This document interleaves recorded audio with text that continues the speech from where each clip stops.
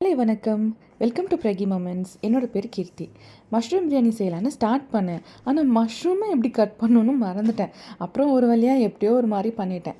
இங்கே நம்ம வீட்டில் என்ன வெஜிடபிள்ஸ் வேணால் கட் பண்ணலாம். ஆனால் டொமேட்டோவை டேக்ஸ் கொடுக்காம கட் பண்ணவே முடியாது.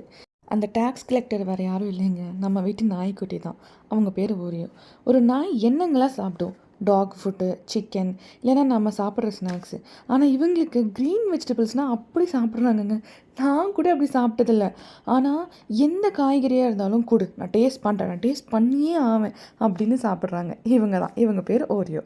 பிரியாணினாலே சமைக்க ஆரம்பித்த காலத்துலேருந்து நான் குக்கரில் தாங்க செஞ்சு பழகியிருக்கேன். ஆனால் ஒரு லாஸ்ட் 4 டைமாக பல்காக செய்கிற சுச்சுவேஷன் வந்துருச்சு. அவ்வளோ பெரிய குக்கருக்கு நான் எங்கே போவேன்? அதனால தான் கண்ணாயிரம் மீட்டர் அந்த வெப்பன்ஸுங்கிற மாதிரி அந்த பிரியாணி பாக்ஸ் இருக்குல்ல, அதில் செய்ய ஆரம்பிச்சிட்டேன். லாஸ்ட் 4 டைமும் நான் அதில் தான் செஞ்சேன். ஆனால் செம்மையாக வந்துருச்சு. அன்னையிலேருந்து இன்ன வரைக்கும் கீர்த்தி ஒரு பிரியாணி எக்ஸ்பர்ட்டாக வள வந்துட்டுருக்கேன். சரி, நம்ம பல்காக செஞ்சே பழக்கிட்டோம். இப்போ 2 பேருக்கு நம்ம ஓப்பன் பாட் பிரியாணி செய்யலாம் அப்படின்னு ஸ்டார்ட் பண்ணிட்டேங்க.